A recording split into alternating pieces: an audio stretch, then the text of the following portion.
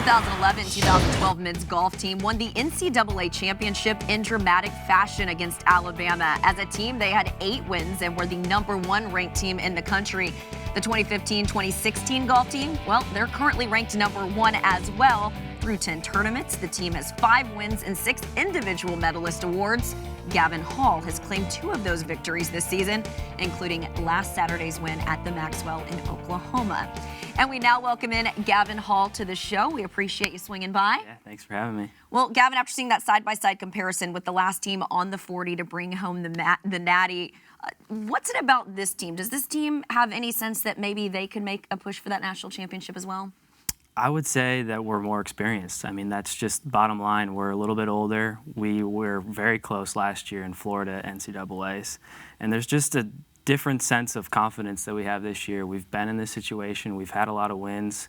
And I think Coach Fields is really preparing us for postseason time like Big 12s next week and then regionals.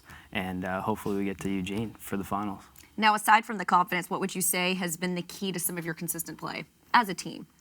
As a team, I would just say we have 5 guys that could win individually. That's something that was key for the 2011 team because you had almost 5 guys who could show up at a tournament and win the golf tournament alone.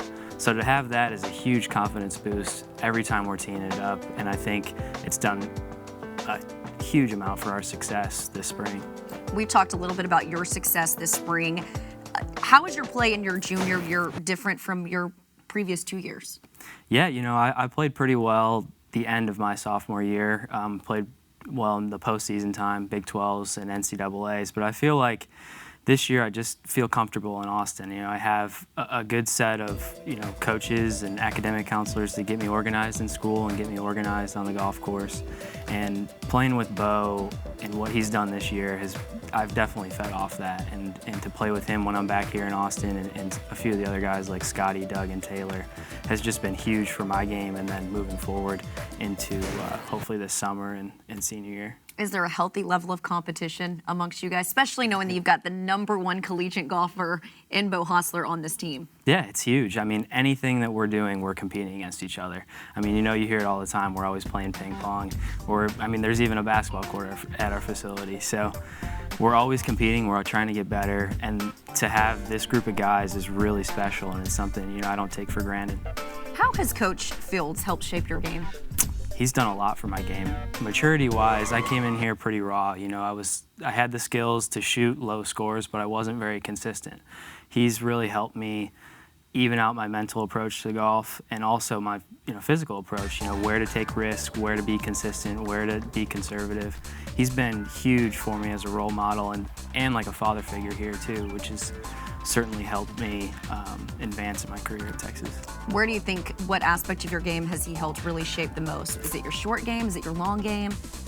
I would say mental more than anything. I don't know if it's pinpoint because I do have a swing coach back home, Joe Lasardi, and I feel like Coach has really helped me just be organized in my schoolwork, organized, outside the golf course. I can come to him with any personal problems, anything I can think of. I can always come to Coach Fields, and same thing with my assistant too.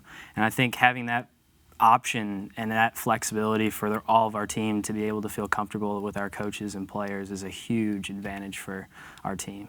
Speaking of advantages, I don't know if you've heard of this guy, former Texas alum Jordan Spieth. Was recently here in Austin playing in Dell Match Play. What sort of relationship does he still have with this team and with some of the players? Yeah, I've grown up playing golf with Jordan since junior golf, and to see him rise so fast is amazing. But he's done a great job coming back to Austin and communicating with us and helping us, strive for what he did here, is win a national championship as a team.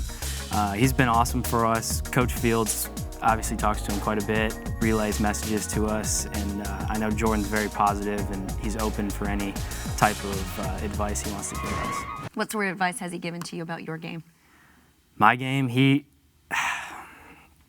I would say it's mental. It's just confidence factor. You gotta know that you can be in this position to win, and that's something that Jordan is very good at. He expects himself to be in the final group on a Sunday, and that's something that's huge with Jordan. And every time I spend time with him, I realize how positive he is and how upbringing he is towards other people, and that's a huge, personality trait that I want to take from him.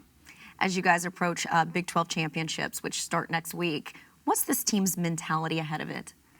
We're not trying to get too far ahead of ourselves. I think Big 12 is next week. It's at Whispering Pines, great golf course, and I think we're really just excited to play against all the teams in the Big 12 and see how we can stack up. Obviously, we have regionals in a couple weeks after that, but our focus this whole year has been postseason time, so it's really exciting that this is right around the corner. Well, it's been fun keeping up with you guys. It really has been a heck of a season. I wish you the best of luck, and thanks for coming by the show. Yeah, thanks for having me. Gavin and the rest of the Longhorns will enter the Big 12 championship with the third best score to par in college golf this season. Texas actually has more wins than the two teams with better scores to par and has the second most wins in the country this year. Of course, the Horns also enter the weekend as the top-ranked team in all of the land. Before we go, on Wednesday, Celtics coach Brad Stevens said that starting guard and lifetime Longhorn Avery Bradley is out for Boston's next two playoff games against the Hawks with a strained right hamstring and is, quote, very unlikely to return for the remainder of the first-round series.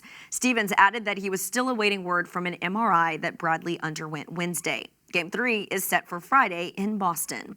That's a wrap for us on Longhorn Extra. Don't forget to tune in Friday. Keith Moreland will be in studio to break down the highlights of the Texas Tech baseball game. We'll see you next time.